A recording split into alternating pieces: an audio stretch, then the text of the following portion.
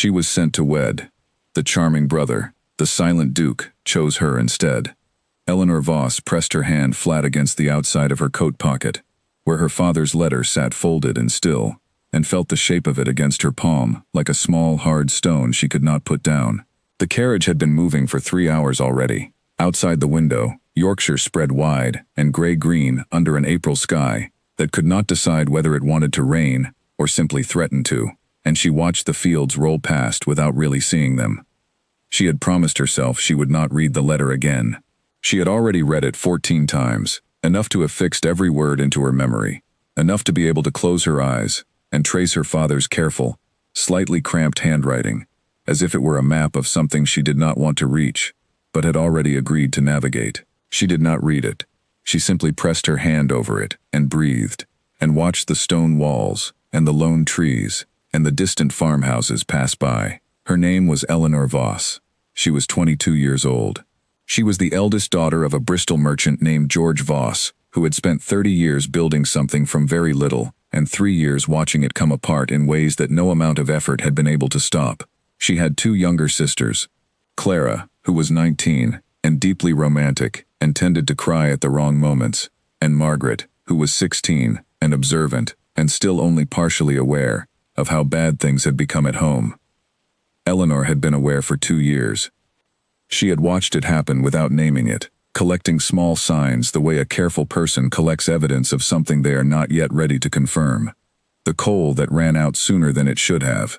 The good silver that vanished from the sideboard 1 piece at a time over the course of 18 months. Each disappearance unremarked upon, each absence quietly understood. The letters that arrived sealed and were carried immediately to her father's study, where the door was closed and sometimes did not open again for a long time. The way her father grew older month by month, not in the way of years but in the way of weight, as if something had settled permanently across his shoulders and would not be put down. She had said nothing. Saying it would not have fixed it. She had simply waited and watched and held herself ready, in the way that eldest daughters in troubled households learn to do without anyone ever teaching them. In February, her father called her into his study on a morning when the light was flat and gray and the fire had burned low. He did not look at her when he began to speak. He looked at his hands, which were thinner than they had been a year ago, and held a slight tremor she had only started noticing in the past few months. She looked at his hands too, so that he would not feel the discomfort of her watching his face. He told her about the Ashworth family, an old Yorkshire family, very respected, very well established.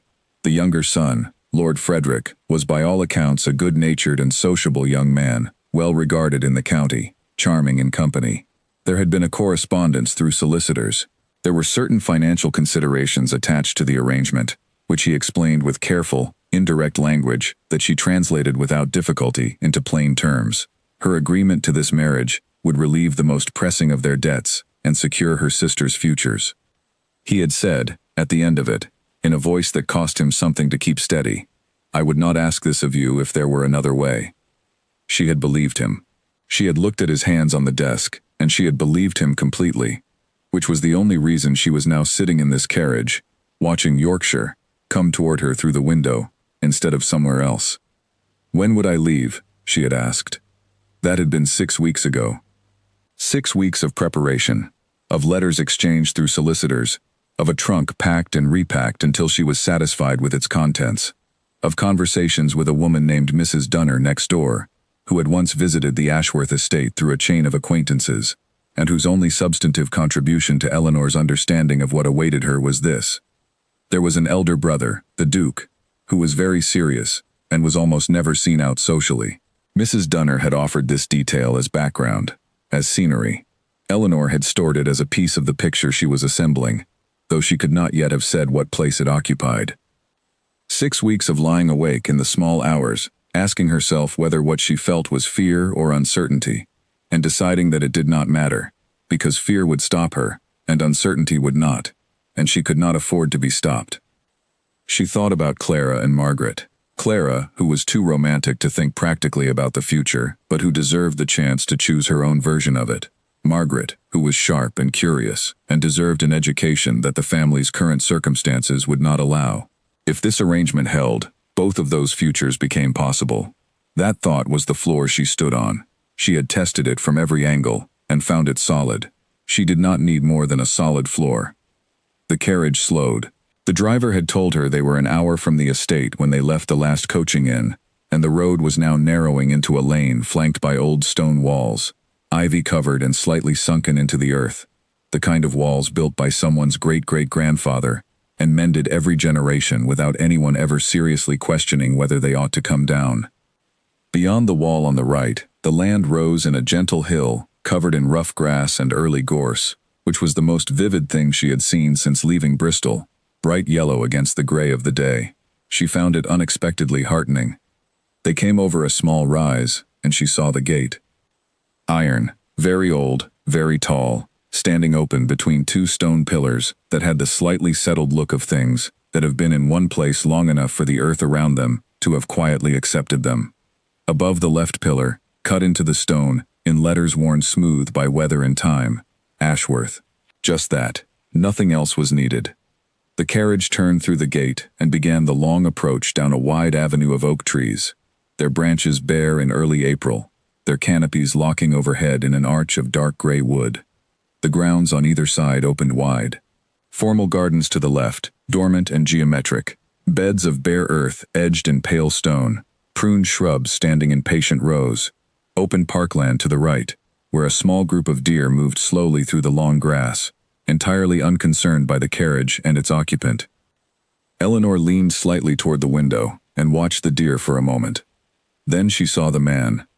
He was standing at the far edge of the parkland, close to the boundary wall that marked the edge of the estate. He was tall, dressed in a dark coat, and he was completely, utterly still. He had his hands clasped behind his back, and he was facing away from the drive, looking out at the open land beyond the wall, at nothing visible from Eleanor's vantage point.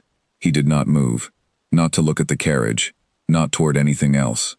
He simply stood, as if he had planted himself there with specific intention, as if standing in that exact place and looking at whatever was beyond that wall was something he did regularly and found necessary. She watched him for as long as the curve of the avenue allowed, which was perhaps 20 seconds, long enough to take in the particular quality of his stillness, which was not the stillness of a person lost in thought, but rather the stillness of a person who was very precisely present in the moment they were in, and who found no particular need to move through it differently. Then the oaks closed off the line of sight, and he was gone. She looked for him again when the avenue straightened, but he had disappeared as completely as if she had imagined him, and the parkland was empty except for the deer. She turned her attention forward. The manor came fully into view. She had expected something grand. She had not been prepared for something that looked as though it had been grown from the landscape rather than built upon it, as though the dark stone and the steep slate roof and the two square towers at either end had always been part of this particular piece of Yorkshire earth, and the people who had lived in them were simply tenants of something far older than themselves.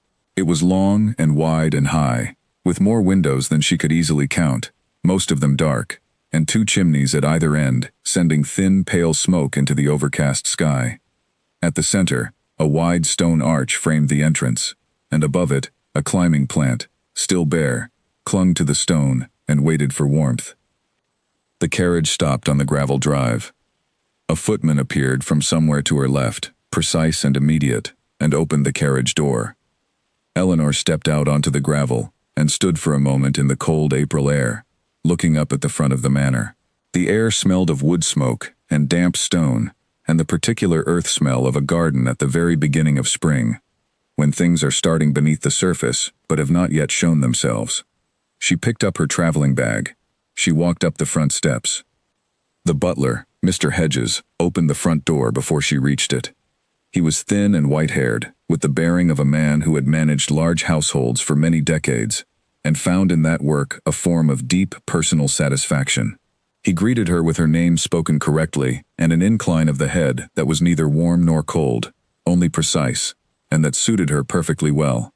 The entry hall was grand without being excessive, dark wood paneling, stone floors, a staircase rising straight ahead before splitting at the landing and curving in both directions. Somewhere nearby, a fire burning. The warmth hit her immediately, and she was more grateful for it than she had expected to be, realizing only now how cold the carriage had been. On a narrow table near the door, someone had placed a small vase of pale yellow flowers, hothouse flowers in April, brought out of some glass structure on the estate, to sit here in the hall, where a guest would see them when she arrived. Eleanor noticed them, and felt something she had not expected.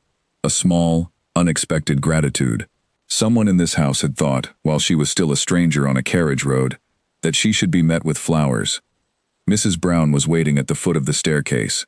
She was a broad, capable-looking woman, with gray eyes that made a rapid and comprehensive survey of Eleanor in the first 2 seconds, and then settled into neutral professionalism.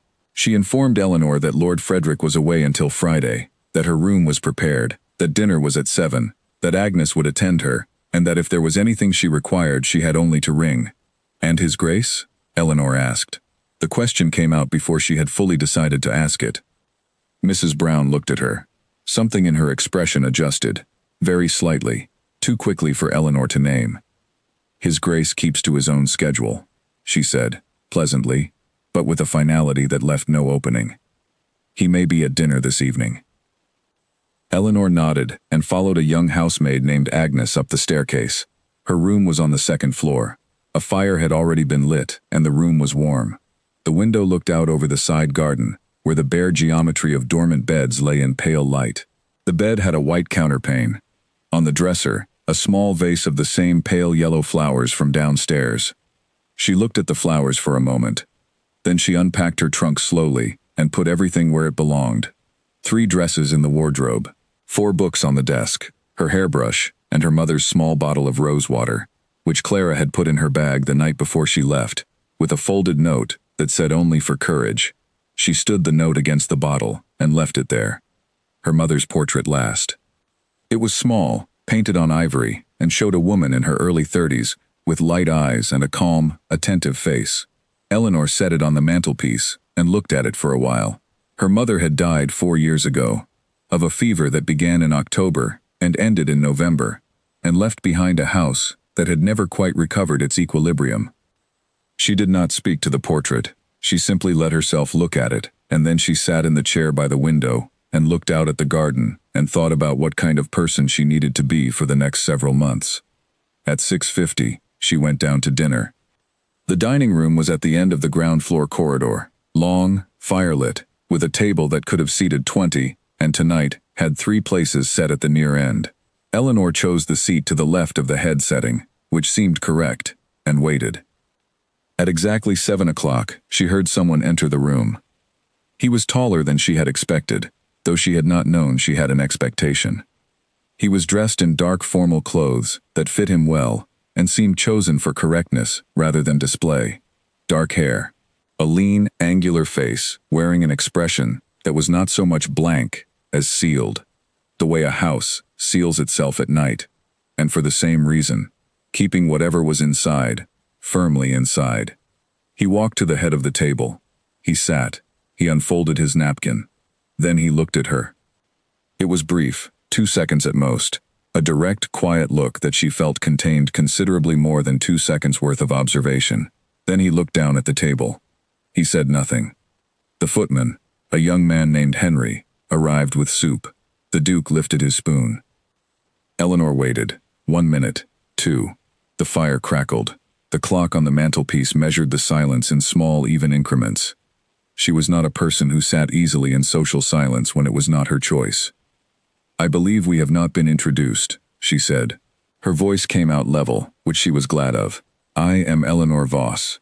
He looked up at her. His eyes were dark and entirely still. "I know who you are," he said. His voice was low and precise, not unfriendly, not warm, only accurate.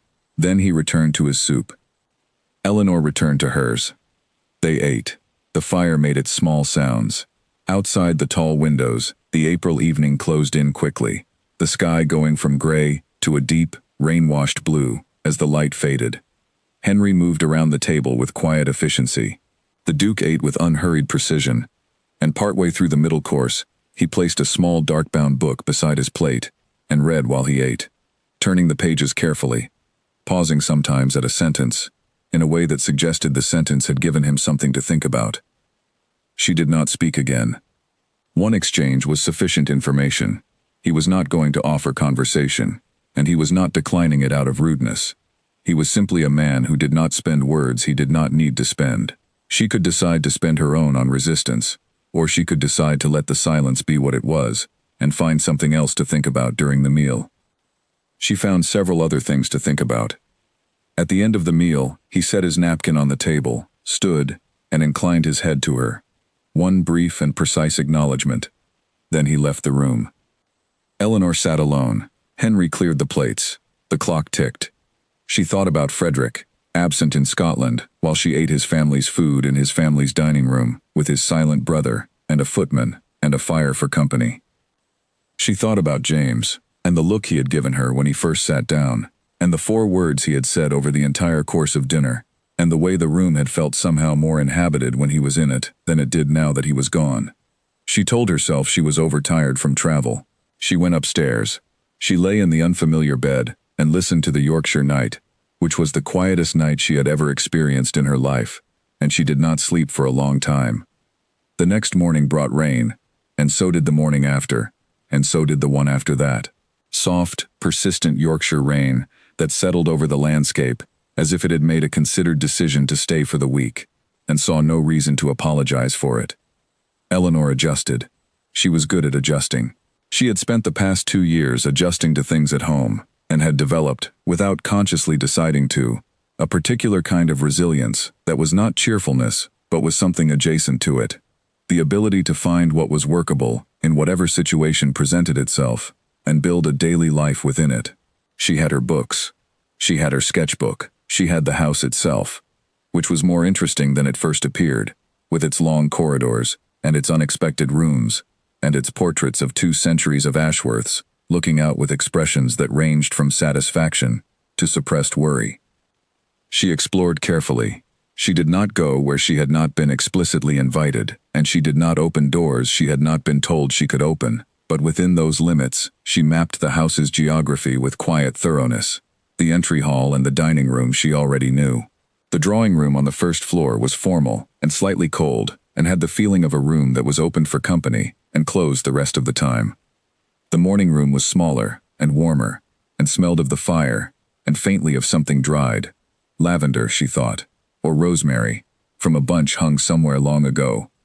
Henry had told her, correctly, that the Duke breakfasted in his study every morning. She had not seen James at all during the days. He was somewhere in the house, clearly, because she occasionally heard the distant sound of a door, or caught movement at the edge of a corridor that she could not quite resolve into a specific person. But he did not appear in the rooms she moved through, and she did not seek him out, because she had no natural reason to do so, and because she understood instinctively that a person who organized his life with that degree of deliberate separation was signaling something that ought to be respected. Dinner was the exception. Each evening at 7 he appeared, and each evening they ate together in the dining room with the fire and the clock and Henry, and each evening the silence between them was more or less total. She attempted conversation once more, on the second evening, asking if he could tell her anything about the history of the estate, which was a question she was genuinely curious about, and which she thought might be easier territory than personal conversation. He answered, not at length, but he answered. A few precise sentences about the original construction, the tower at the east end, which was the oldest part of the building, the formal garden, which had been redesigned twice in the last 100 years. He said it in the manner of a man providing information when asked for it, without embellishment or visible interest in extending the exchange. When he was done, he picked up his book, and the conversation was clearly finished. She ate her bread and noted 2 things. First, that his answers had been accurate and clear, and had actually told her more than she had been able to gather from her own exploration. Second, that his voice, when he was saying something factual, lost even the slight edge of caution it carried in social interaction, and became something else, something that was almost comfortable to listen to. She told herself she was reading too much into dinner conversations, with a man who was almost literally her host's elder brother, and nothing more. On the 3rd morning, the rain stopped for long enough that she could go out. She put on the large borrowed coat from the hook by the back door, and walked through the kitchen yard, and out into the garden through the low gate in the back wall. The formal garden was still dormant, its beds of bare earth, edged with pale stone, its pruned shrubs standing in neat rows, awaiting whatever the spring would bring them. Beyond the formal garden, another gate opened onto the wide parkland she had seen from the carriage on her arrival day, and she went through it and walked in the long, wet grass for nearly an hour, following the boundary wall, then crossing toward the ridge at the far side of the park where the land rose slightly, and she could see out over the valley below. The valley was wide and soft-edged and very green in the gray light, with a village visible in the middle distance, smoke from its chimneys rising in thin, patient columns. She stood on the ridge for a while and looked at it. She thought about the life that was presumably being lived down there in those houses.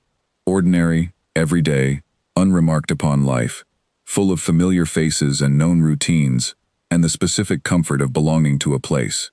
She thought, I will belong to a place again. It will just take time. The belonging comes after the staying. On her way back through the garden, she stopped at the east wall. She had noticed the small clay pots on her first walk through the garden, tucked against the base of the wall in the most sheltered corner, mostly holding bare soil. She crouched now, and looked at the last one again, the one she had noticed before, hidden behind the dead lavender stems. It had grown, not dramatically, but observably. 2 more leaves, a slightly thickened stem. It was pale, and careful, and a little fragile looking, but it was demonstrably here, and demonstrably alive, pushing upward, through soil that had been cold and dark for months. She sat beside it for a few minutes, the damp grass wetting the hem of her coat, and she did not find this strange at all. That afternoon, for the first time since arriving, she found herself in front of the library. The door was half open. She had identified the room on her first exploration, and had wanted to look at it more carefully ever since, but had hesitated to go in without being told explicitly that she could. Now she stood in the corridor, with her hand on the doorframe, and looked through the gap. The shelves went floor to ceiling on 3 walls. The books were dense and various, and had clearly been collected across many decades and many tastes. Large reference volumes beside slim poetry collections, histories beside travel accounts, a long run of matching spines that she guessed were the complete works of someone significant. The 4th wall held a large window facing the garden, and in the morning light coming through it, the room looked warm and serious, and exactly like the kind of room she had spent most of her life hoping to find herself in. There was a fire, 2 armchairs near the fire, a large desk to one side, and James was at the desk. He was standing, actually, not sitting. He had evidently just retrieved something from the shelves and was reading it where he stood, absorbed enough that he had not heard her. She watched him for a moment, this private version of him, the one that existed when he was not at a dinner table, managing the social formality of another person's presence. He looked, she thought, slightly different, more settled, like a person in a room that suited them. She took a step back to leave. The floorboard creaked under her foot with a sound entirely disproportionate to its cause. James turned. He did not look startled. He simply looked at her. I was not going to come in, Eleanor said. The door was open, and I looked. He said nothing for a moment. Then, the library is not restricted. I was not certain whether I needed permission. He held her gaze. You do not, he said, and he turned back to his book. Eleanor went in. She did not speak to him, and he did not speak to her. She went to the far wall and began looking at the shelves, running her eyes along the spines, occasionally pulling a book out an inch to read the title more clearly. She was aware of him at the desk behind her, not intrusively, just as a presence, the way you are aware of another person in a room, without actively attending to them. It should have been uncomfortable. A stranger, in his house, in his library. She waited for the discomfort, and it did not come. She chose 2 books. When she was leaving, she turned and said, "Thank you for the use of the room." He looked up from his work. He nodded once, briefly, and looked back down. She went upstairs and sat in her chair by the window, and opened the first of her 2 books, and read for 2 hours. And it was the most genuinely comfortable afternoon she had spent since leaving Bristol, and she was aware that this was strange, and she noted it, without pursuing the strangeness further, because she had enough to think about already. The next morning, she came downstairs at her usual time, and found, for the first time, that she was not the only one in the dining room at breakfast. James was at the far end of the table, with a cup of tea and a sheaf of correspondence, reading through a letter with the concentrated attention he brought to everything. He did not look up when she entered. She sat down. Henry brought her tea and toast without needing to be asked. She ate. He read. Several minutes passed. Then, without looking up from the next letter, he said, "The east path along the wall is drier than the central path. If you plan to walk this morning." Eleanor looked at him. He was reading the letter. He had noted, apparently, that she walked the garden in the mornings, and had noted the condition of the different paths, and had said this as straightforwardly as if it were information that needed passing on. "Thank you," she said. He nodded, reading. That was the conversation, but she thought about it on the walk, and she took the east path, and it was indeed considerably drier, and she thought about that too. She was still in the garden mid-morning when she heard the sound from the front of the house. Horses, voices, and then, cutting through everything else, a laugh. Loud, warm, entirely unguarded. The kind of laugh that carries a long distance because it is not trying to do anything except express genuine amusement. She stopped walking. Then she put her hand to her hair, tucked a loose strand back into place, straightened her coat, and walked around the side of the house to the front drive. He was climbing down from a bay horse when she came around the corner, handing the reins to a stable boy with the easy familiarity of a man who had done this 10,000 times and found nothing remarkable about it. He turned toward the house and saw her, and the smile that crossed his face was immediate and wide and thoroughly convincing. He was about 23, with light brown hair that the Scottish wind had disordered in a pleasant way, and a face that was open and good-natured and arranged itself, in this moment, into an expression of genuine welcome that she could find no obvious fault with. "Miss Voss," he said, and his voice had the same quality as his smile, warm, effortless, aimed at the specific task of making whoever it was pointed at feel that their arrival was the best possible news. "I am inexcusably late. I know this. I offer Scotland in my defense, and Scotland only, which you may accept or you may not. But I warn you, it truly was extraordinary." Eleanor looked at him for a moment. He was charming. Genuinely, unreservedly charming. In the way of people who have practiced it so long, it has become sincere. "I will accept Scotland provisionally," she said, "and reserve my final judgment for later." His grin widened. "She has a sense of humor. Wonderful. I was told you might. Come, walk with me. I cannot stand still after 2 days in a carriage. I will tell you about the stag I did not catch, which is actually a much better story than any stag I have caught." She walked with him, and he talked, and within 15 minutes she was smiling, and within 30 she was genuinely laughing at the story about Arthur Harrow, and the fishing rod, and the spectacularly unimpressed trout.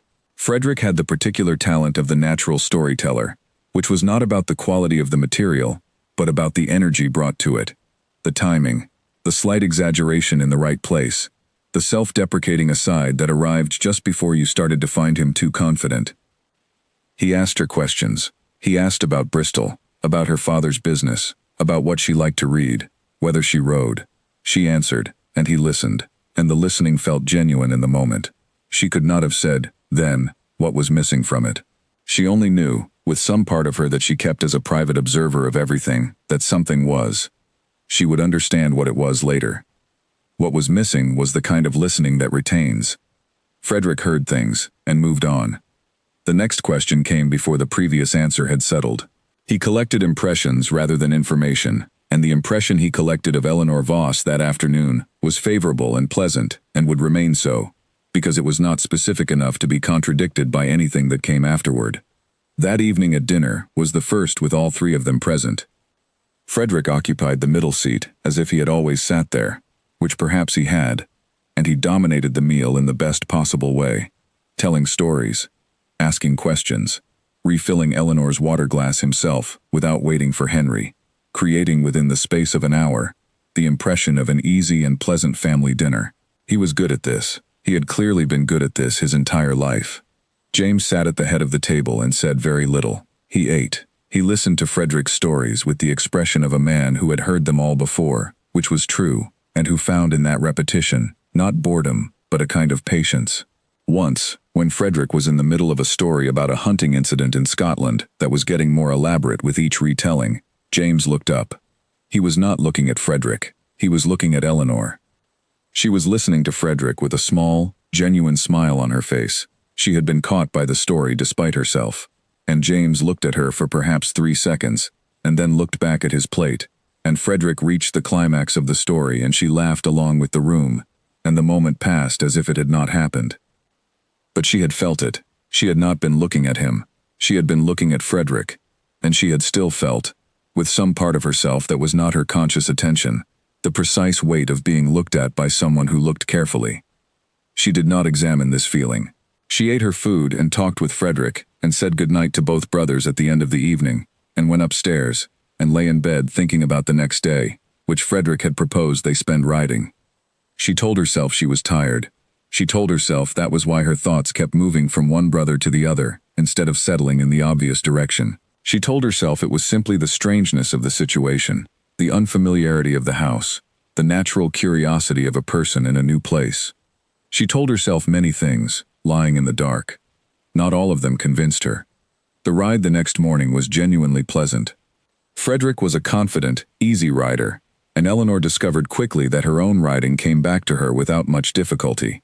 The ease of it, the balance, the particular quality of attention that horses require, which is fully physical and leaves very little room for anxious thought.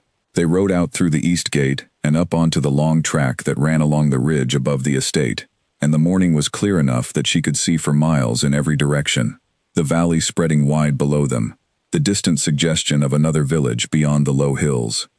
Frederick talked as he rode, turning occasionally to address her over his shoulder, and the talk was easy and warm and covered a wide range of things: the estate, the horses, a brief and self-deprecating account of his own education, his thoughts on the coming season, and what he hoped to do with it. He had energy to spare, and he deployed it generously, making the ride feel like a pleasure rather than an obligation, which she appreciated.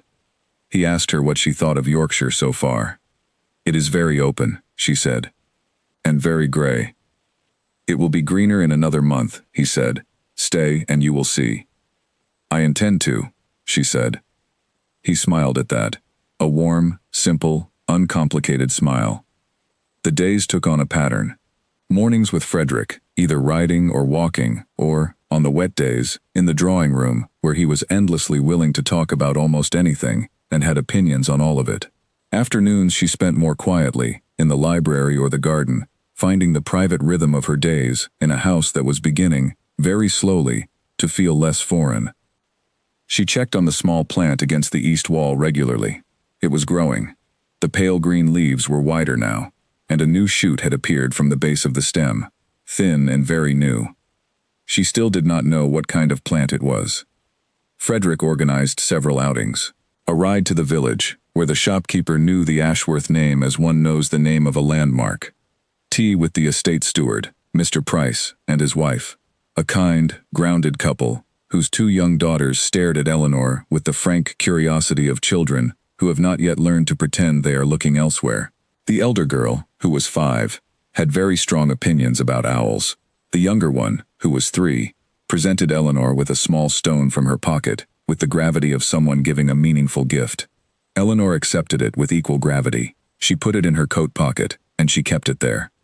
Frederick, standing nearby and talking with Mr. Price, did not notice this exchange. Eleanor noticed, as she turned away from the children, that someone else had. James was standing near the gate, slightly apart from the group, and he was watching her with an expression she could not read, but which was not indifferent. When she caught his eye, he looked away toward Mr. Price and said something quiet. She put her hand in her pocket and felt the small stone. The evenings continued. Frederick at dinner filled the room and the conversation, and Eleanor was glad of it. She found, as the days passed, that she had stopped being nervous about the arrangement in any active way. She had moved past the anticipatory dread into something more workable, the kind of practical engagement with a situation that comes when you stop asking whether it is what you would have chosen and start asking what you can make of it. And she could make something of Frederick. She was more and more convinced of that. He was not a deep man, but he was a genuinely kind one. He was not thoughtful in the way she understood thoughtfulness, the slow, internal, retentive kind, but he was generous and warm, and his company was consistently pleasant. She could imagine a life beside a person like this. It would not be the life of complete and absolute understanding that perhaps she had, at some earlier point, believed was the only acceptable kind. But it would be warm and comfortable and socially rich, and there were worse things. She was working herself toward this conclusion, methodically and deliberately, the way she worked herself toward all conclusions, testing each supporting argument before moving on. What she did not fully account for was the evenings. At dinner, Frederick talked, and Eleanor listened and contributed, and they moved through the meal pleasantly and easily. But every time she said something she genuinely meant, not a social pleasantry, not a polite response, but a thought she had actually had, she became aware of a quality of attention from the other end of the table. Not attention directed at her, slightly more subtle than that, a quality of stillness that was different, just perceptibly, from the usual stillness. A slight change in the angle of a lowered head. One evening she mentioned, in the middle of a conversation about flowers, something her mother used to say, that the flowers that survive difficulty always smell the sweetest. She had not meant it as anything significant. It came out the way things sometimes do, carried upward by the current of the conversation. Frederick said, "Charming sentiment," and began a story about roses at an estate in Derbyshire. James said nothing, but later, passing the library door on her way upstairs, she glanced through the half-open gap and saw him at his desk, writing. He had stopped writing. His pen was held motionless above the paper, and he was looking at nothing in particular, with an expression she could not name, but which contained, she thought, something that went farther down than the surface. Then he wrote again. She kept walking. She did not know what to do with these observations. She had not been raised to invent things. She trusted what she saw, but she also understood that what she saw could be many things, and the meaning she assigned to them was her own business and could be wrong. But she was an observant person, and what she observed, in the third week at Ashworth Manor, was this. Frederick saw what he expected to see. James saw what was there. She was not certain, yet, what to do with that difference. Marta had been a housemaid at Ashworth Manor for 30 years. Eleanor met her properly on a Thursday afternoon in the third week, when the rain had come back and she had retreated to the kitchen for warmth after her walk, and Marta had been the one to offer tea with the natural authority of a woman who has decided that the kitchen is her domain, and guests are welcome in it. She was a small, round woman in her mid-50s, with fast hands, and slow, thorough eyes, and the particular quality of stillness in her face that belongs to people who have been observing the same household for long enough to know when they are seeing something, and when they are seeing something else. She had been born in the village, had come to the manor at 22, and had no plans to leave. She poured tea. She set out a small plate of biscuits. She sat down across from Eleanor at the kitchen table, with the ease of a person who has decided that this conversation is going to happen, and has taken the necessary practical steps. Eleanor was not entirely surprised. She had noticed Marta watching her over the past 2 weeks with something more than the usual household attention. She recognized it as the look of a woman who is deciding whether something can be trusted. Apparently, she had decided. "You are not what we expected," Marta said, as an opening statement. Not unkindly, simply as a fact. "What did you expect?" Eleanor asked. "A meeker sort," Marta said. "Someone less likely to sit in the rain and look at a plant." Eleanor looked at her. "You have been watching me." "Everyone in this house watches everything," Marta said. "It is a house where not much is said, so everything else carries more weight. You learn to look." Eleanor drank her tea. Outside, the rain hit the kitchen window with patient persistence. "How long has it been like that?" she asked. The not much being said. Marta looked at her with those slow, thorough eyes. "The Duke has been quiet for about 6 years," she said. "There was a time when he was not." Eleanor waited. Marta set down her cup. "He married young. His wife's name was Catherine.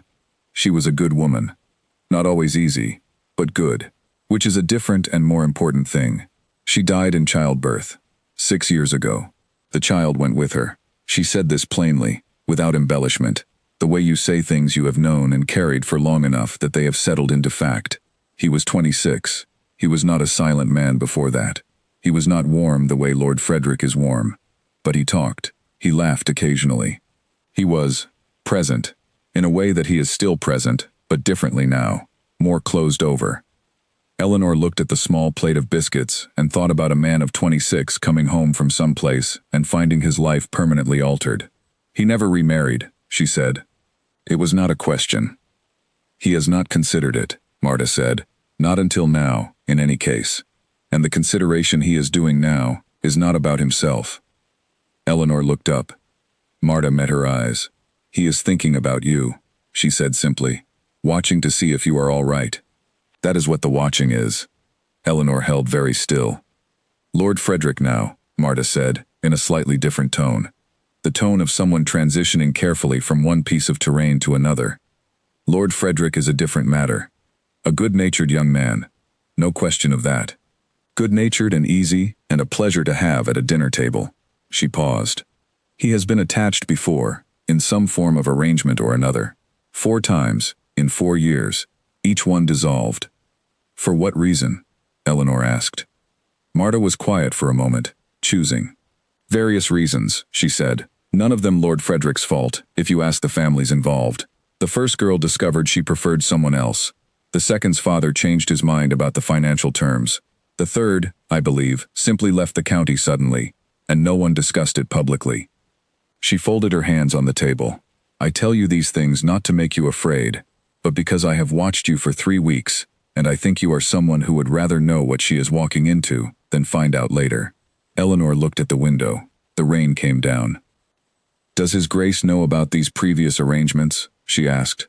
His Grace knows everything that happens in this house, Marta said. He does not always speak about it, but he knows. Eleanor sat with this for a moment. She thought about Frederick's questions that did not retain their answers. She thought about 4 arrangements, dissolved in 4 years. She thought about the slight quality of her own uncertainty, the part of herself she had been keeping back, the part that was watching. What about the financial side of things? She asked. It felt like a risk to ask this. She asked it anyway. Marta's expression did not change, but something shifted in her eyes, a slight deepening of attention. That is something you may want to consider looking into, she said, very carefully, before anything is formally announced. Eleanor set down her cup. She did not push further. Marta had said what she was able to say, and Eleanor understood the limits of what could be asked of a woman who had worked here for 30 years and intended to keep working here. But she held what had been given to her, and she turned it over in her mind for the rest of that afternoon and into the evening, and it sat in the back of her thoughts through dinner like an ember that would not quite go out. That Saturday she rode with Frederick to the village. The village was small and pleasant, with a main street and a churchyard and a good stone inn where they had lunch. Frederick was charming with everyone they encountered.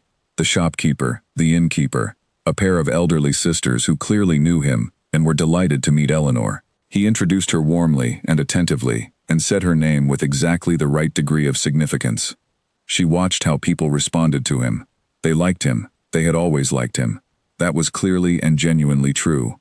But she also noticed, at the shop, when Frederick turned away to speak to someone else, that the shopkeeper's wife had said something quiet to the shopkeeper, and the shopkeeper had made a face that was not quite a smile, and then had looked at Eleanor with an expression that was rapidly corrected, but not before she had seen something in it, something careful, something that was not quite pity, but lived in the same neighborhood. She thought about this on the ride home. She did not mention it to Frederick, who was talking about something else by then, and would not have connected it to anything in any case. She thought, I am building a picture. I do not have all the pieces yet, but the picture I have is not quite the one I was given when I got into the carriage in Bristol. That evening, dinner was quieter than usual. Frederick was in high spirits and talked as freely as ever, but Eleanor was more contained, more listening than talking, and she noticed that James, at his end of the table, was watching her in the careful, peripheral way he had of watching, without appearing to watch. Once, when their eyes met briefly, she did not look away first. He looked down at his plate, but there had been something in those 2 seconds. An acknowledgement. A small, quiet recognition that she was a person who was thinking carefully about something, and that whatever it was, it deserved the thinking. She went upstairs that night and sat at her writing desk for a long time without writing anything. Outside the window, the parkland was dark and still under a clouded sky. She thought about Marta's words. She thought about 4 dissolved arrangements. She thought about financial considerations and what those words might mean if she pulled them apart and looked at what was underneath them. She thought about a man who had stood at the far edge of a field on the day she arrived, entirely still, his hands behind his back, looking at nothing she could see. She went to bed without writing anything at all. She had been at the manor for 17 days when she found herself unable to sleep. It was past midnight. The house was entirely quiet around her, a quality of quiet that was different from the silence of a house merely gone to sleep, a deeper and more permanent quiet, the quiet of stone and age, and the particular darkness of a countryside night, without any of the ambient glow of a city to interrupt it. She lay in her bed and looked at the ceiling and listened to the darkness, and after an hour of this, she understood that sleep was not arriving tonight. She got up, she put on her warmest wrapper and her slippers, and she lit the small lamp on her bedside table and went out into the corridor. The corridor was dark. She moved carefully, holding the lamp low, navigating from memory toward the staircase. She was not sure where she was going. She knew only that she wanted a book and wanted to sit somewhere that was not her bedroom ceiling, and the library was 2 floors down. The house felt different at this hour, larger, somehow.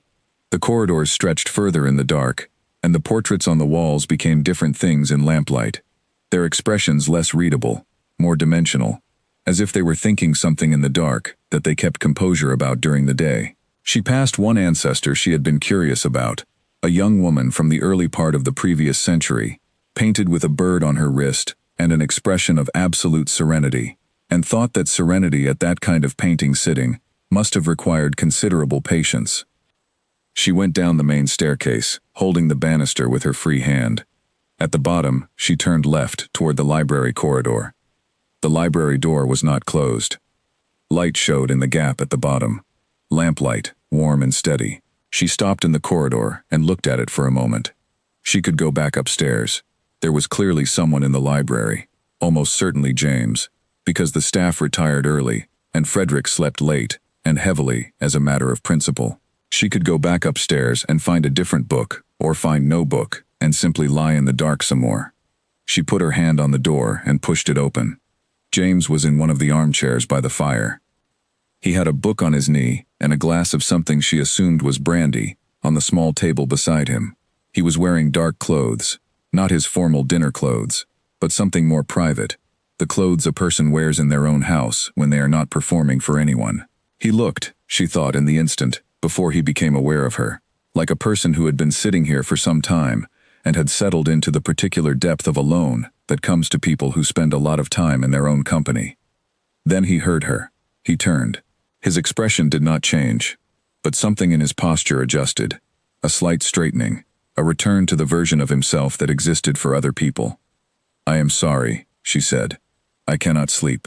I wanted a book." He looked at her for a moment. "Go ahead," he said. She went to the shelves. She began looking. Behind her, she heard him settle again into the chair, and after a moment, the quiet of the room returned. A different quiet from the corridor. This one inhabited, shared, and somehow easier to be inside. She scanned the shelves slowly.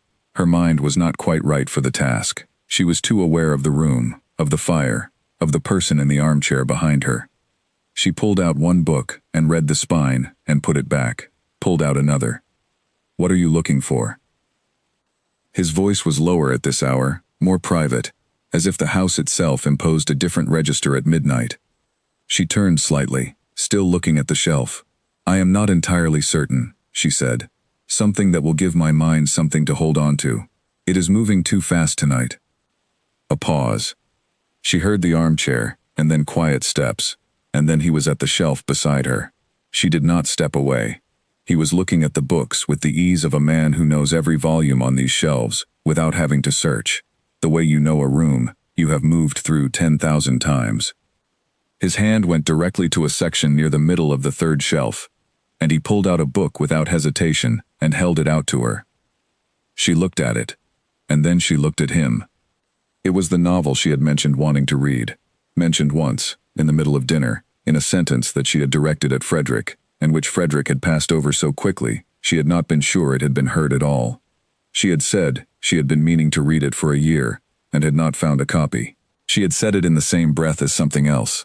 A small throwaway comment. James Ashworth had heard it. He had heard it and held it, and remembered it precisely enough to walk directly to it now, 11 days later, at midnight, without having to look.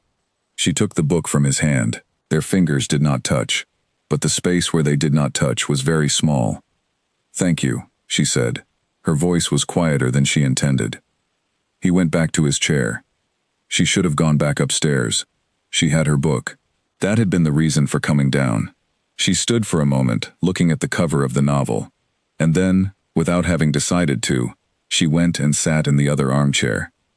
They did not speak for a while. The fire burned steadily. The lamp on the table between them made the room warm and small. She opened the book and looked at the first page and read the same paragraph 3 times without it going in. "Can I ask you something?" she said, finally. He looked up from his book. "Not about the arrangement," she said. "Not about Frederick. Just something else." He waited. "Do you always spend your nights in here?" A pause. He looked at the fire. "More nights than not," he said. "Because you cannot sleep?" Another pause. Longer. "Because it is better to be somewhere than to be trying to be somewhere else." She thought about that. It was a strange sentence. It was also one of the truest things she had heard anyone say in a very long time, the kind of truth that arrives without warning and lands with a particular quiet weight. "Yes," she said, "I understand that." He looked at her then. A different kind of look from the dinner table ones, more direct, more open, and somehow more careful at the same time, as if the directness cost something, and was being offered anyway. "What is moving too fast tonight?" he asked. "Your mind." She was surprised, not by the question itself, but by the fact that he had asked it, that he had taken her earlier words and held on to them and come back to them, the way he had come back to the book she had mentioned 11 days ago. She thought about what to say. She thought about saying something safe, something politely vague, the kind of response that closes a question without quite answering it. Then she thought about Marta and the 4 arrangements and the financial considerations she had not fully examined yet, and the shopkeeper's wife's expression in the village. "I am trying to understand something," she said, "and I do not have all the information I need to understand it correctly, and I am the kind of person who finds that uncomfortable." He was quiet. "You are trying to understand the situation you are in," he said. Not a question. "Yes," she said. He looked at the fire. A log shifted in the grate, and the flame changed shape briefly, brightening. His expression was something she had not seen on his face before, or not as plainly. Something careful and internal, something being weighed. "You are a careful person," he said. "You observe things." "Yes." "Then you will understand eventually," he said, without me saying more than I should. She looked at him. "That is a very careful answer." "It is an honest one," he said. They sat for a moment in the quiet. "The book," he said, nodding toward the novel in her lap. "It is worth the year you have been waiting." She looked down at it. She opened it again. This time, the first paragraph went in. She read. He read. The fire burned low. Outside, the Yorkshire night was absolutely still, and the house around them was full of sleeping people, and old stone, and the particular peace of a shared silence, chosen freely, rather than imposed. She did not know how long they sat there, long enough for the fire to burn down significantly, and for her to read 40 pages of the novel, and for her mind to stop moving quite so fast. When she finally became aware of how late it must be, she closed the book and stood. "Good night," she said. He looked up. "Good night, Miss Voss." She went to the door. Then she turned back. "The plant against the east wall," she said. "The one in the last pot. Do you know what it is?" He looked at her for a moment. Something moved in his expression, very briefly, deeply below the surface, the trace of something she could not name, but which was not indifferent. "A primrose," he said. "My mother's. I thought the last one was gone." She held his gaze for one more moment. "It is not gone," she said, and she went upstairs. She did not sleep for a while even then.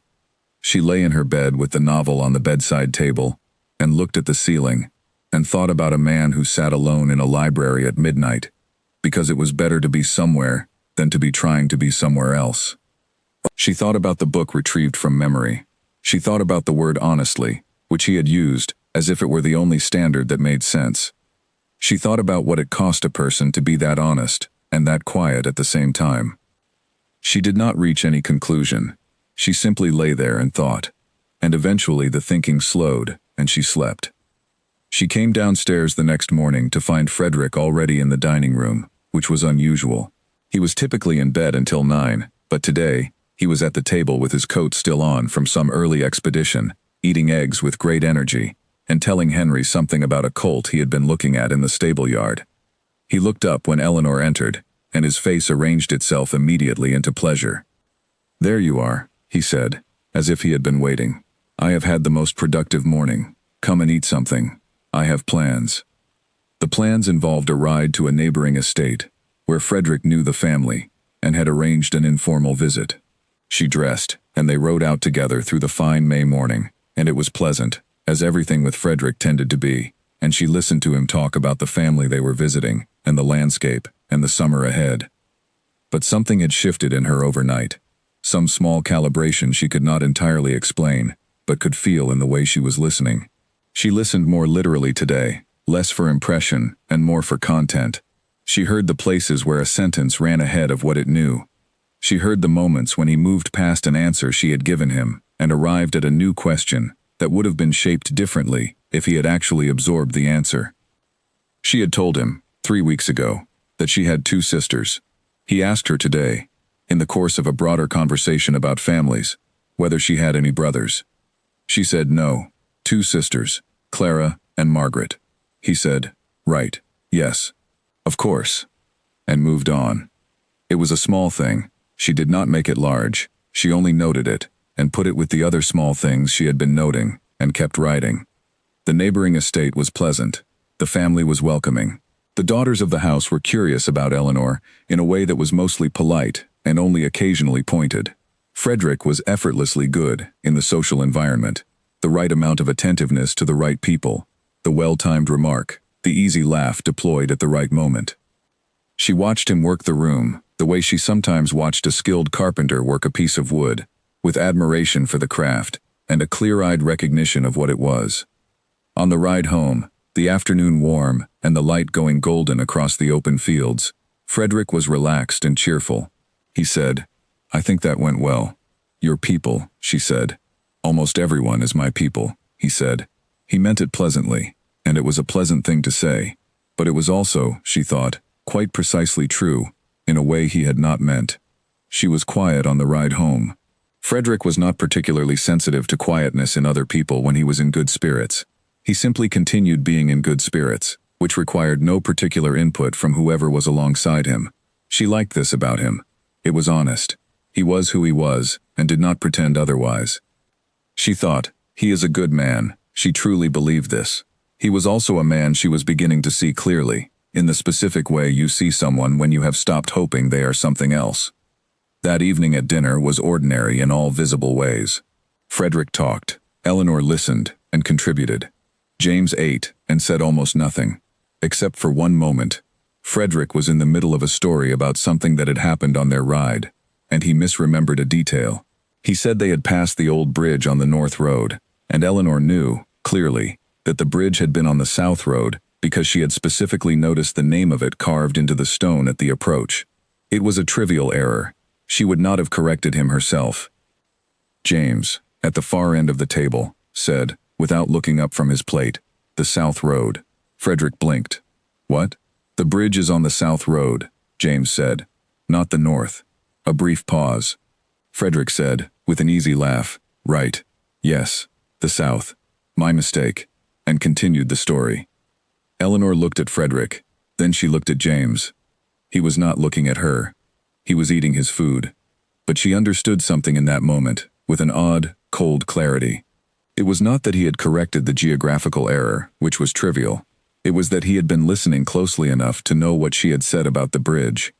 She had mentioned it in a sentence addressed to Frederick more than an hour earlier, in the middle of the ride, when Frederick had been talking about something else. James had not been there. He had learned it from her, at some earlier point, in one of those brief exchanges she had filed as small, and he had apparently not filed that way at all. She picked up her water glass. She drank. She set it down. Frederick noticed nothing. He was already at the next part of the story. Eleanor looked at her plate and thought about the difference between a person who hears what you say and moves on, and a person who hears what you say and keeps it. And she thought about which of those things she had spent most of her life looking for and never quite finding, and she told herself very firmly that she was not going to let that thought go anywhere it should not go. It went there anyway. But she did not examine it. She ate her dinner. She said goodnight. She went upstairs. She opened the novel James had given her and read until the lamp burned low, and she did not think about the dinner. She thought about the book. That was what she told herself. The next 2 days brought a development she was not prepared for. Not because it was unexpected in any rational sense, but because it arrived in the wrong form at the wrong moment. She was walking past the side of the house on a bright afternoon, planning to go through the kitchen yard to the garden, when she heard Frederick's voice from one of the ground floor windows. The window was open, just slightly, and his voice came through it clearly, because he had a voice built for rooms, and it carried without effort. He was talking to someone. Arthur Harrow, she thought, who had come to stay for a few days. She was not trying to listen. She was 3 steps past the window when she heard her name. She stopped. She should have kept walking. She knew this. She stood still. The Voss girl, Frederick was saying, with a lightness in his voice she recognized as the social register he used with friends, where everything is slightly loose and self-deprecating, and the truth is kept at a comfortable distance. She is fine enough, sensible, reads a good deal. She will do perfectly well. A murmur from Arthur. No particular difficulty, Frederick said. The arrangement is straightforward, if a bit orchestrated. Father would have sorted it better, but there we are. She walked away, quietly, carefully, without hurrying, because hurrying would have been an acknowledgement that she was retreating from something, and she was not prepared to acknowledge that yet. She went through the kitchen yard and out into the garden, and she walked the full perimeter of the formal garden twice, at a pace slightly faster than usual, and she felt the words settle in her like cold water, not violent but pervasive, reaching every corner. She will do perfectly well. The arrangement is straightforward, not cruel words. She understood that. Frederick was not a cruel person, and the words had not been cruel. They had been honest, in the unguarded way of a man speaking to a friend with no audience in mind. They were the words of a man who was satisfied with the arrangement, genuinely satisfied, without any particular feeling about it beyond that satisfaction. She would do. She would be fine. The situation would work out.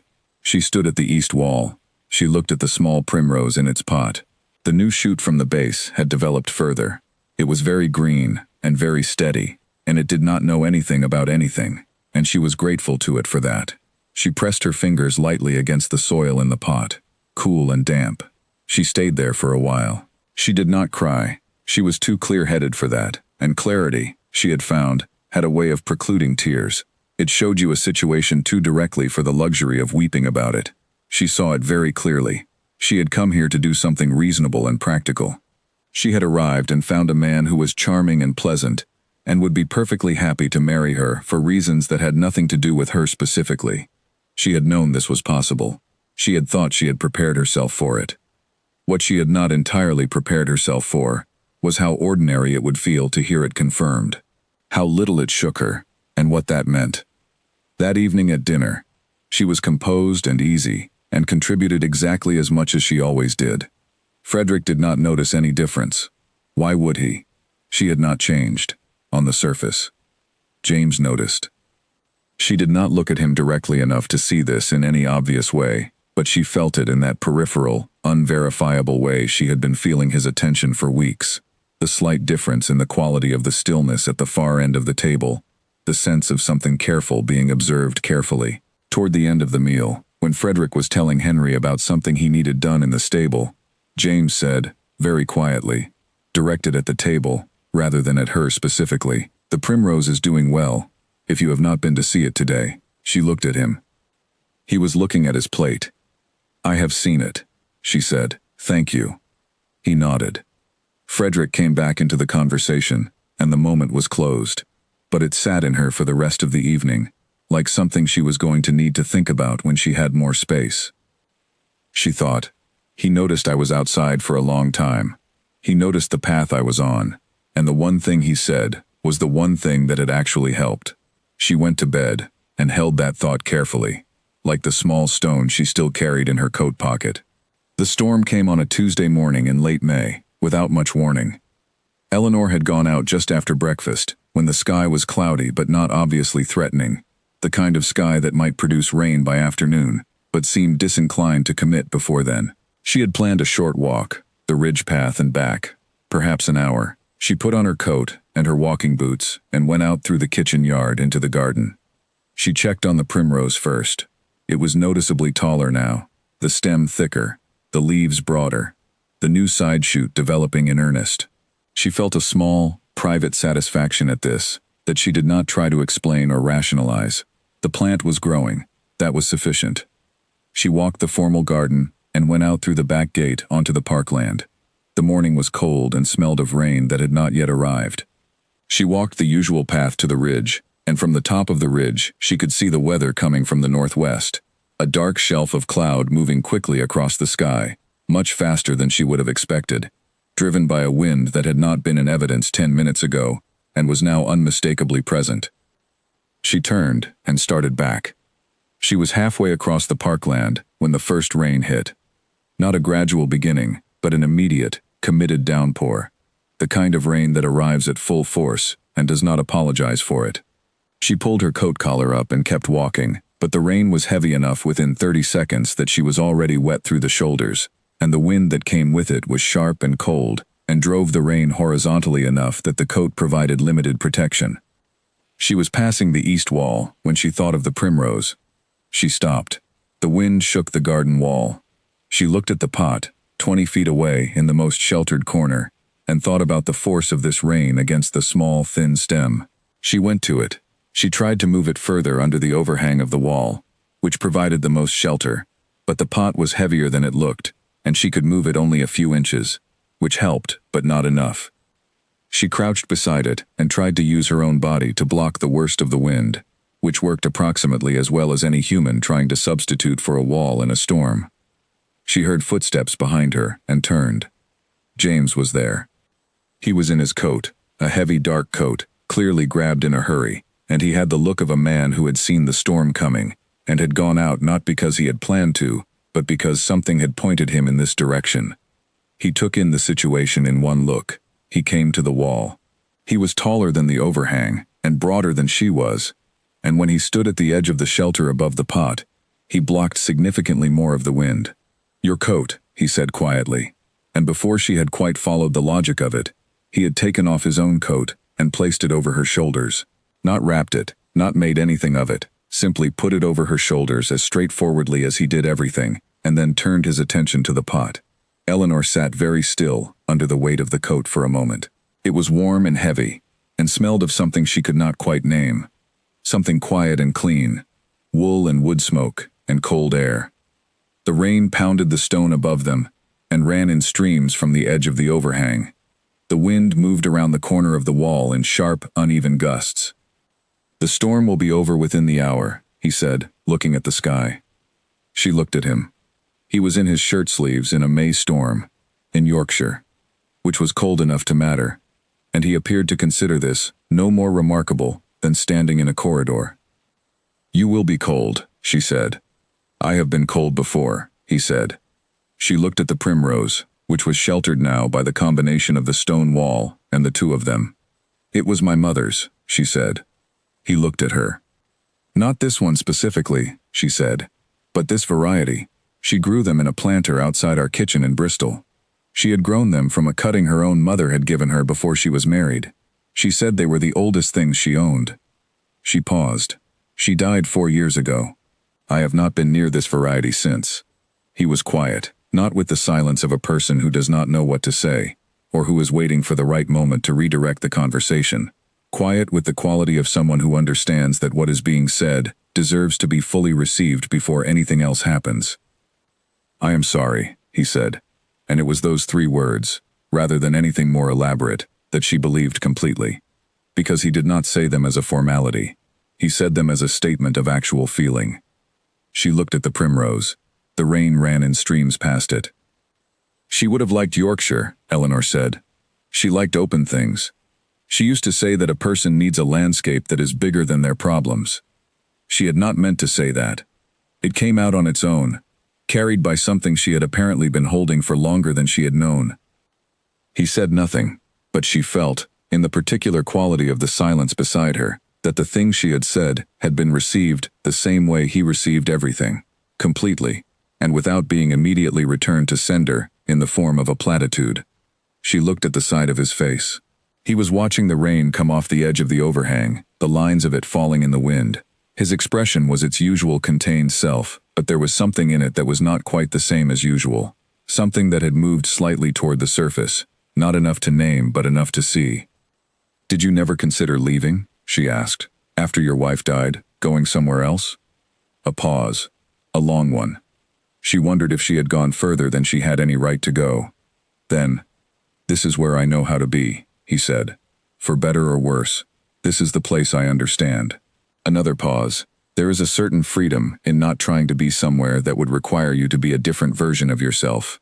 She thought about that, about a man who had chosen to stay in a place that held grief, because it also held the only version of himself he knew how to be. She thought about whether that was brave or simply practical, and decided it was probably both.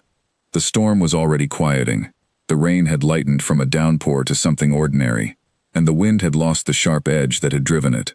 James had been right about the hour. She became aware, gradually, that she had been sitting beside him for a long time, in his coat, telling him things about her mother, and that she had not found any of it uncomfortable. "You should have a proper coat on," she said. He looked at the sky. "It is passing." "Yes, but until it does." She started to move the coat from her shoulders. He stopped her, not physically, only with a slight, brief gesture, the smallest possible movement of his hand. "Keep it," he said. "Another few minutes." She kept it. When the rain had fully stopped and the sun was making an attempt on the western edge of the clouds, she stood, and he stood, and she took the coat off her shoulders and held it out to him. He took it, and for a moment it was passing between their hands, and their fingers were close, and she was aware of this with a precision she had not expected. He stepped back. He looked at the primrose. Then, without any apparent deliberation, he picked up the pot. "I will bring it inside," he said. "There is a south-facing windowsill in the green room that has enough light." She looked at him. He was holding the pot with both hands, entirely matter-of-fact, as if this were a normal thing, and not the thing it actually was. "All right," she said. She followed him inside, through the kitchen yard, and into the house. Henry was in the corridor, and looked at the pot with no visible surprise, or rather, with the professional absence of visible surprise, that was the same thing. James went up the back staircase, and Eleanor followed, and he went along the corridor to the green room, which she had not been in before, and stood at the south-facing window looking at the angle of the light. He set the pot on the windowsill. He stepped back and looked at it. "The morning light falls longest here," he said. Eleanor stood beside him and looked at the small plant on the sill, the thin stem and the pale green leaves, the new shoot reaching upward in its careful way. "Thank you," she said. He turned from the window.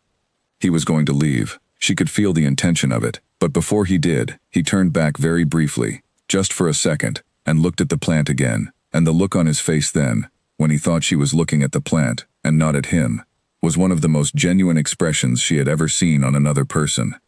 He left. She stood at the window alone, and looked at the primrose for a long time.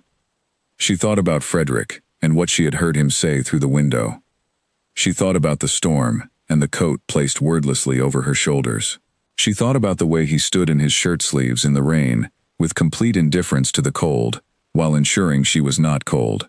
She thought about the 4 words at dinner, the book from memory, the east path that was drier, the south road he had been listening for.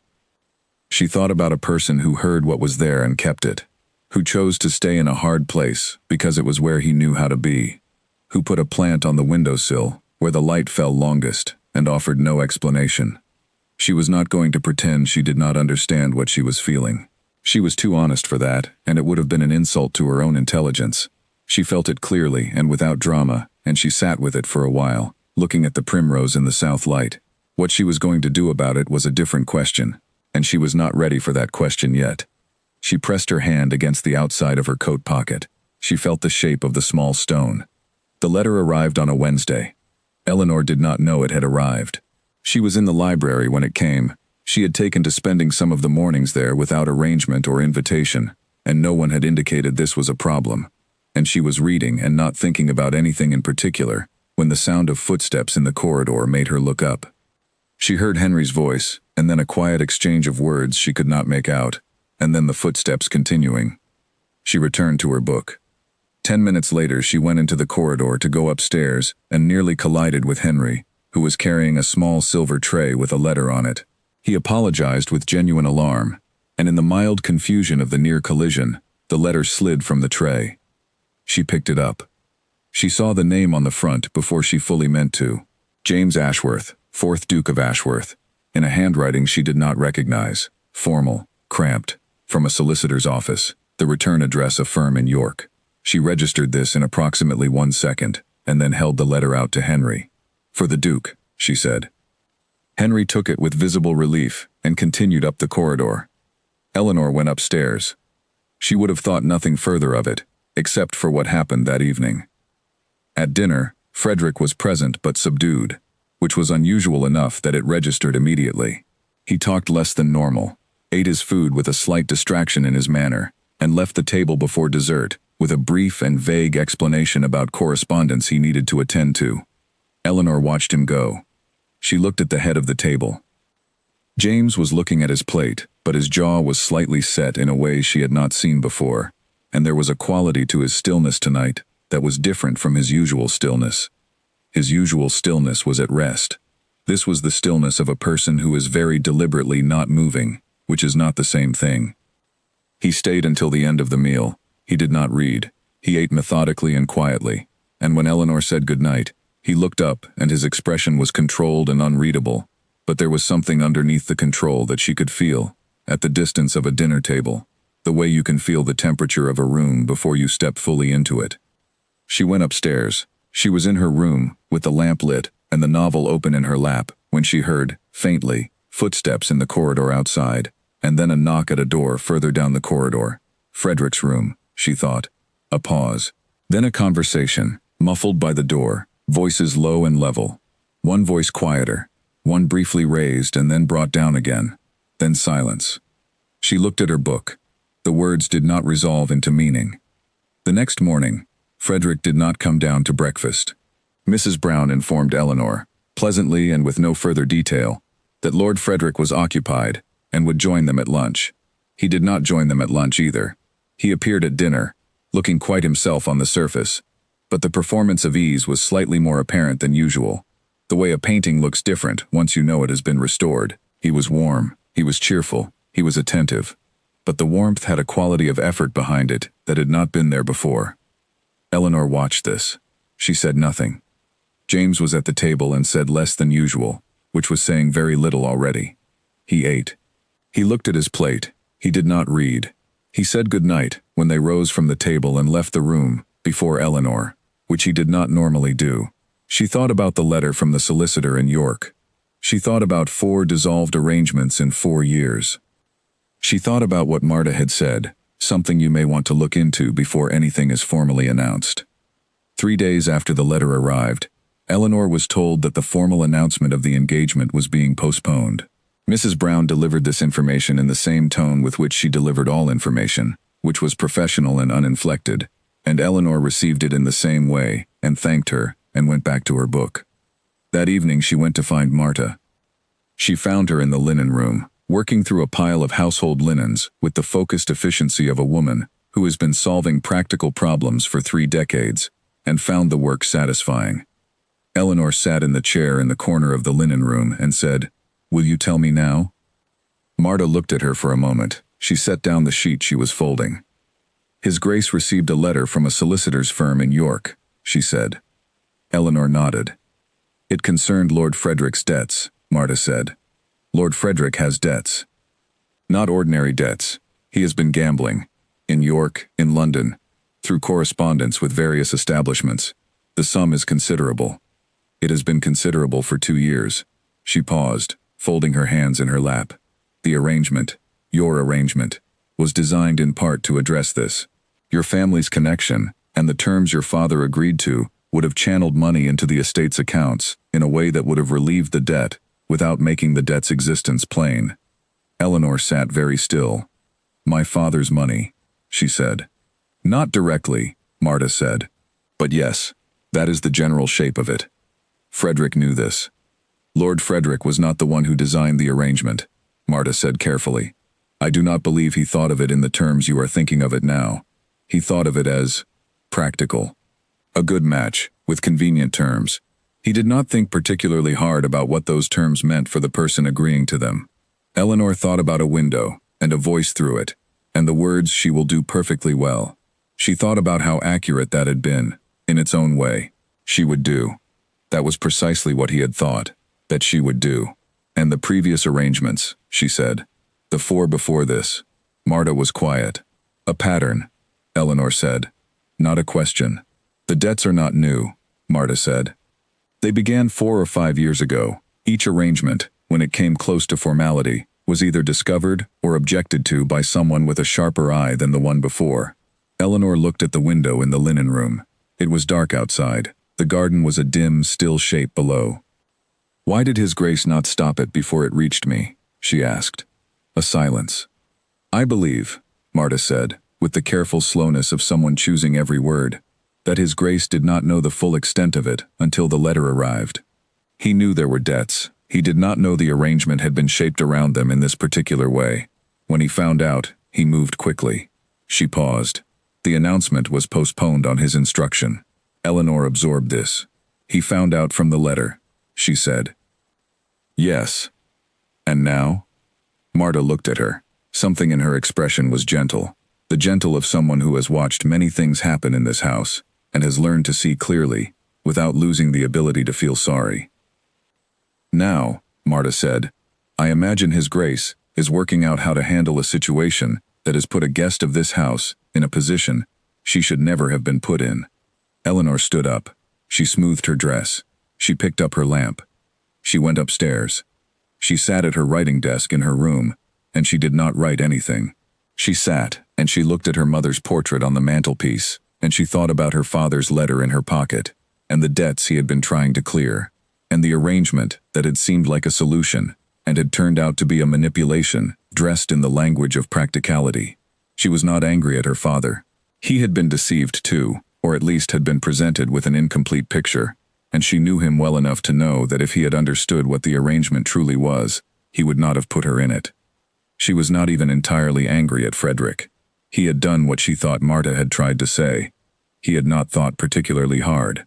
He had taken the path offered to him without examining what it was built on. That was a significant failure of character, but it was not the same as deliberate cruelty, and she was precise enough in her thinking to mark the difference, even when it would have been easier to be angrier than the situation strictly warranted. What she felt, sitting in her room with the lamp burning and her hands in her lap, was something more complicated than anger. It was the particular tiredness that comes from discovering that a situation you had accepted and adjusted to, and begun to build something within, was not what it appeared to be. It was the tiredness of having to recalibrate. She was very tired of recalibrating.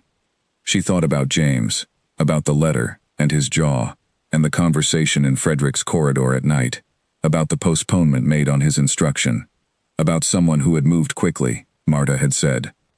She put her hands flat on the desk and looked at the wood grain and breathed. Then she went to bed. She slept, because she had found, over the past several years, that exhaustion had a way of overcoming almost everything else if you let it, and tonight she let it. 3 days passed. Frederick was present at meals, and was careful and pleasant, and made no reference to anything that had happened. Eleanor was equally careful and equally pleasant, and also made no reference to anything. They were two people performing normalcy for each other with great competence, and both of them knew it, and neither of them had yet found the moment to stop. James said less than usual, which was already very little. On the morning of the 4th day, Eleanor went out to the garden. She went to the east wall first, out of habit, and then she remembered that the primrose was indoors now, on the south-facing windowsill in the green room. She went inside and up to the green room, which she had begun to visit each morning, in the way of someone tending to something they have been given charge of. The primrose was doing remarkably well. It was taller than it had been when she arrived, considerably taller, the stem thick and healthy, the leaves wide and dark green. And this morning, for the first time, she could see the bud. It was small, a tight, pale green knot at the top of the central stem, but it was unmistakably a bud, the beginning of a flower that had not existed yesterday.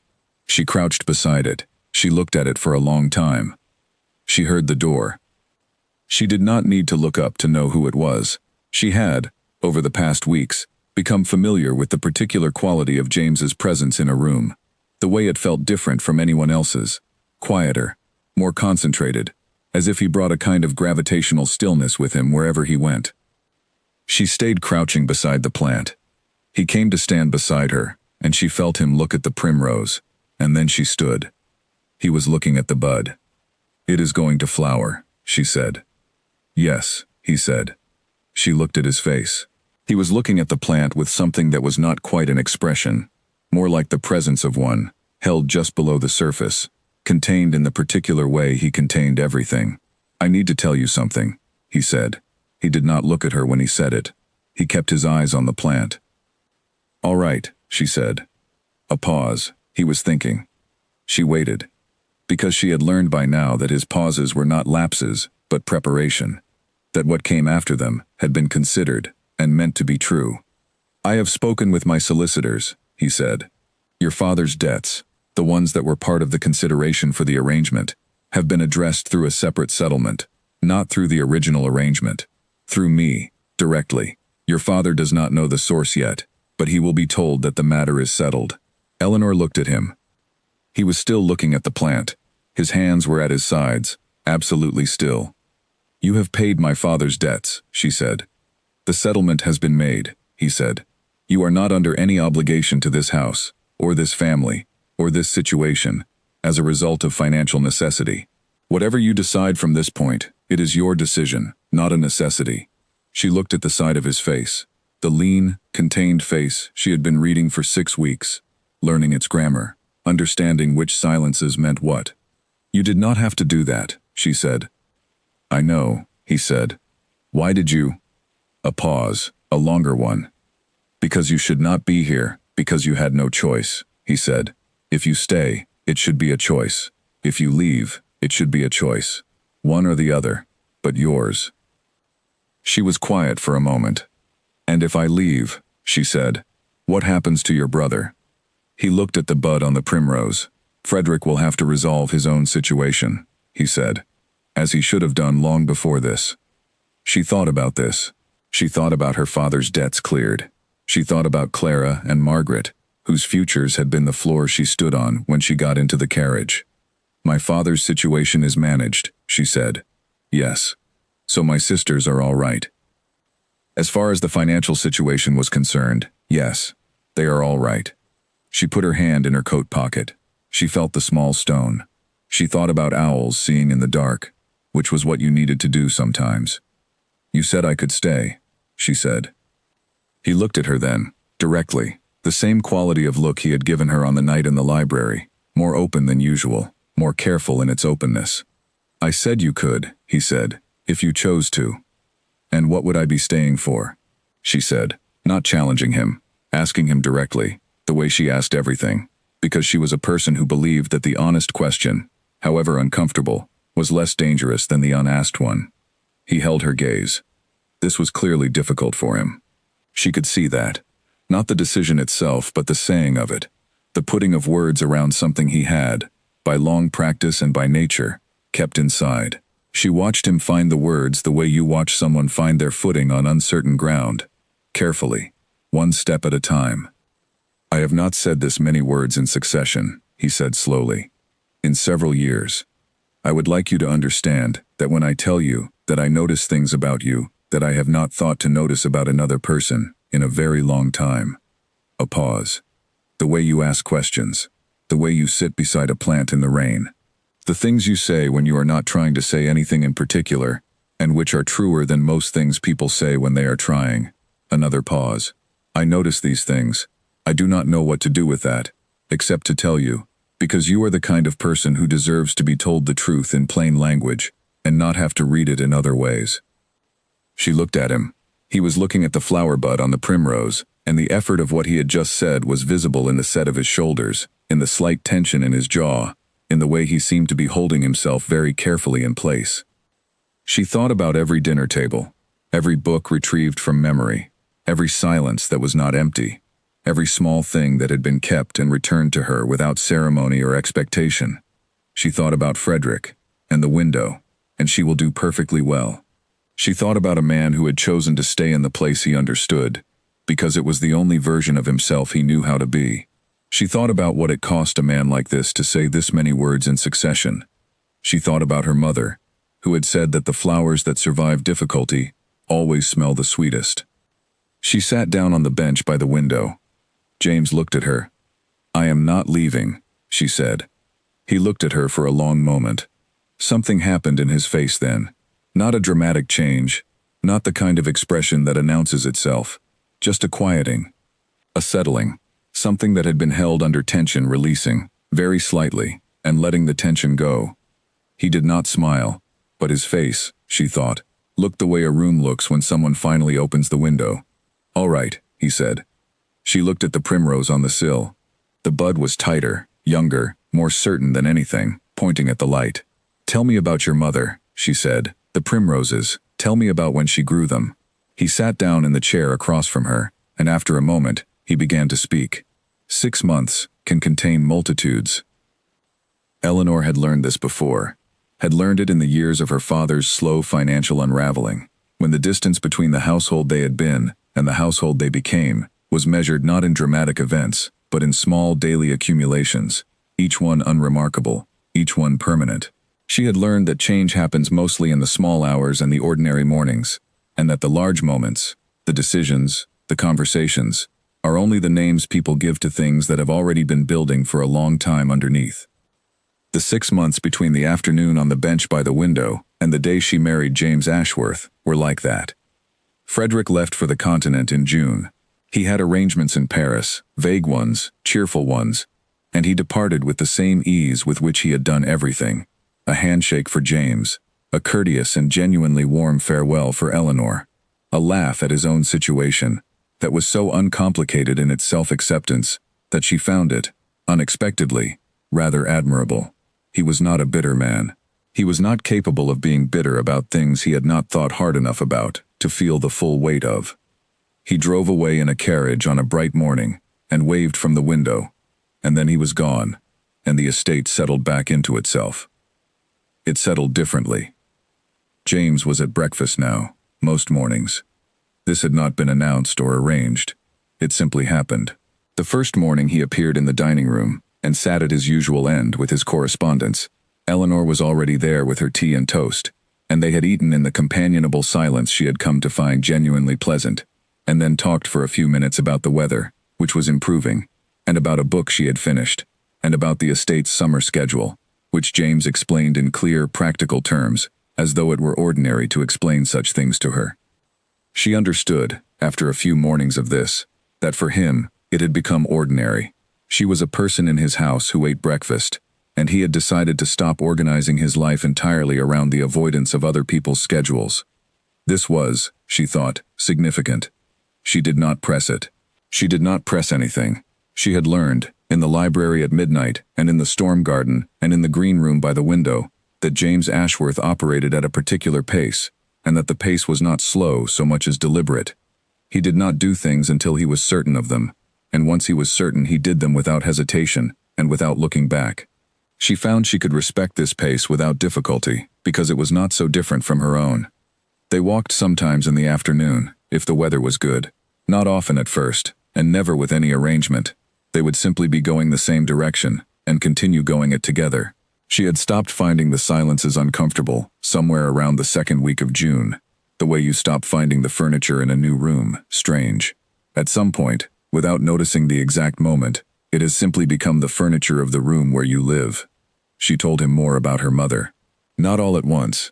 In pieces, the way she told everything, because she had always been a person who revealed things gradually, and on her own terms. He listened the way he always listened, with a completeness that she had found unusual at first, and had come to value above almost any other quality in a person. He did not try to match her story with his own. He did not redirect. He simply held what she gave him, and let it be what it was. He told her things in return. Not often, and not at length, but enough. He told her about Catherine, gently and carefully, in small amounts, never more than he was ready to give. He told her what he had been like before, which was something she had tried to imagine and now had more to work with. He told her about the estate, which he loved, in the specific, practical way of a person who has lived in a place long enough to understand its rhythms, and whose love for it was expressed not in sentiment but in attention. He told her once, on a walk in July on the ridge above the valley, that he had started to notice when she was not in a room. He said it the way he said everything significant, looking at the landscape, not at her, very quietly, as if making a private observation to himself that happened to be within her hearing. She had said, without looking at him, "I noticed the same." They had walked the rest of the way in silence, but it was a different quality of silence than it had ever been before. The primrose flowered in August. Eleanor saw it first, in the morning, in the green room. She stood at the windowsill and looked at the flowers, pale yellow, small, with the particular fragrance of the variety, sweet and slightly sharp, and she thought about her mother. She thought about what it meant that something could survive a winter and come out the other side of it with flowers. She had always known what it meant, in the abstract. She felt it differently now, standing at this window, in this house. She brought James to the green room that morning, which was the first time she had sought him out for a particular purpose, rather than finding him naturally in the course of the day. She stood beside him at the window and let him look at the flowers. He was quiet for a moment. Then he reached out and touched one of the petals, very lightly, the way you touch something you are glad exists. "Good," he said. It was one word. It was also, she thought, exactly the right word. They became formal in September. It was a conversation rather than a proposal, in the traditional sense. She was not the kind of woman for whom proposals could be made without her full participation, and he was not the kind of man who would have tried. They sat in the library, which had become the room where they most naturally ended up in the evenings, and they talked about the future in the plain, practical terms that both of them preferred, and they agreed on what they both already knew. She wrote to her father that evening. His reply came within a week. He said very little. In the letter, her father was a man who, when moved, retreated to brevity, but what he said included the sentence, "I believe this is the right thing, though I could not have planned it, and I am glad that the wrong beginning led somewhere better." She wrote back, "Most things lead somewhere, if you keep going." She thought about that sentence for several days. She thought it was, perhaps, the truest thing she had ever written. The wedding was on a Saturday in November, at the small church in the village. Not a large occasion. James had no interest in large occasions, and Eleanor had never been the sort of person who required them. The guest list was modest. Her father, who arrived 2 days beforehand, and was visibly thinner than she had last seen him, and visibly lighter in the face, in a way that had nothing to do with weight. Her sister Clara, who arrived in a state of high emotion, and spent the first evening asking questions, and the second evening crying quietly into her tea, though she insisted these were good tears. And Margaret, who was 18 now, and arrived with a directness about her that suggested the past year had taught her things she had been too young to fully see before. Frederick sent a letter from Paris. It was warm and genuine and entirely characteristic. Cheerful, easy, wishing them well with the wholehearted generosity of a man who did not carry grudges, because carrying things had never been his way. He said he was seeing a great deal of Paris and finding it magnificent. He said they must visit. Marta was given a seat of honor in the front pew. Mrs. Brown had tried, gently, to point out that this was perhaps irregular. James had said, "Give her the seat," in his usual quiet and final way, and the matter was closed. The church was small and very old, and smelled of stone and candles, and the cold of November. The light through the narrow windows was thin and winter pale, and the vicar, a quiet man who had known the Ashworth family for 20 years, spoke simply, and without unnecessary elaboration, which suited everyone present. Eleanor stood beside James and looked at him and thought about the first evening in the dining room, and the silence, and the 4 words. She thought about everything that had been built since then, not with grand gestures, but with mornings, and afternoons, and evenings, with walks and books and shared quiet and small true things said in plain language.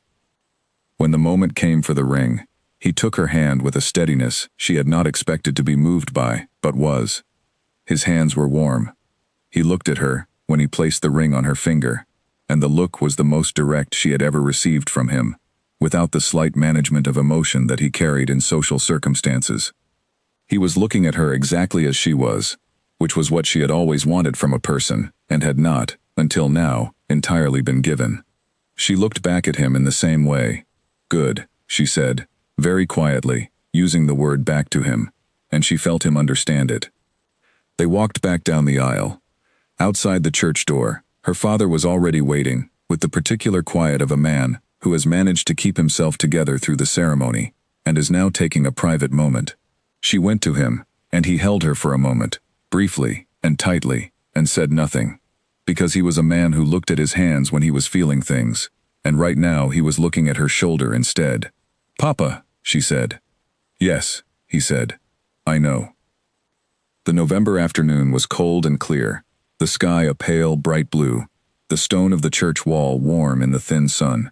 Clara and Margaret came out, and Clara immediately began talking, and Margaret watched everything with her sharp, attentive eyes, and said very little, which Eleanor had always liked about her youngest sister.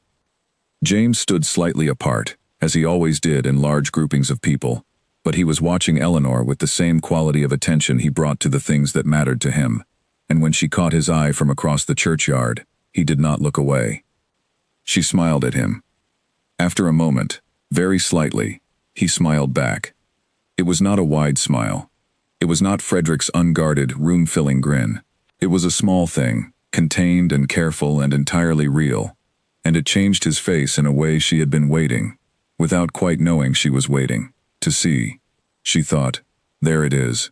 She thought, that is what he looks like when something is as it should be. That evening, after the family had retired and the house had gone quiet, Eleanor sat for a while at the writing desk in the room that was now simply her room, not the guest room, but her room, and she opened the small journal she had kept since childhood, and she wrote by lamplight. She wrote, "The quiet ones see everything. I know this now. I did not always know it. I thought, when I arrived here, that silence was an absence. I have learned that it is a different way of being present, and that some people carry more in their silence than others carry in a great deal of noise." She wrote, "I came here for a practical reason, for a good enough reason, for the kind of reason that does not look like a beginning, but sometimes is one anyway." She wrote, "Frederick was exactly who he appeared to be, and James was exactly who he appeared to be, and the difference between them was not that one was false and one was true, but that one showed you everything on the surface and left nothing underneath, and the other showed you almost nothing on the surface and had depths that took months to understand and will probably take years more." She stopped writing. She thought about what to say next, and then she thought that there was nothing more necessary to say, that the thing she was trying to say was not a sentence but a life, and lives were not written in journals but in the daily accumulation of mornings and choices. She closed the journal. She set it on the desk.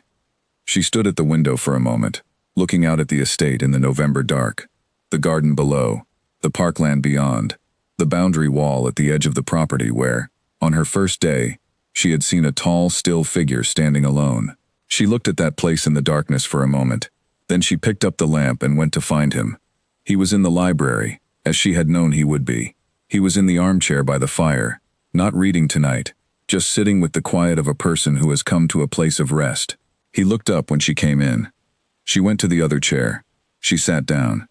She put the lamp on the table between them. Outside, the Yorkshire night was absolutely still. The estate settled around them in all its weight and stone and age. He looked at her for a moment, and then he looked at the fire, and then he said, "You are not going to sleep yet." "No," she said. "Good," he said. She put her hand in her coat pocket. She felt the small stone the 3-year-old had given her, which she had kept since May, and intended to keep for a very long time. The fire burned. The clock measured the silence in even, unhurried increments. Outside the tall windows, the land that had been here long before either of them, and would be here long after, was dark and wide and quiet, and full of the particular kind of peace that belongs to places where difficult things have happened, and been survived, and have become, slowly and without ceremony, simply part of the ground underfoot. She opened her book. He picked up his. The light from the lamp fell warm across both of them, and the room held them, and the house held the room, and the night held the house, and everything was, for the first time in a long time, exactly as it should be.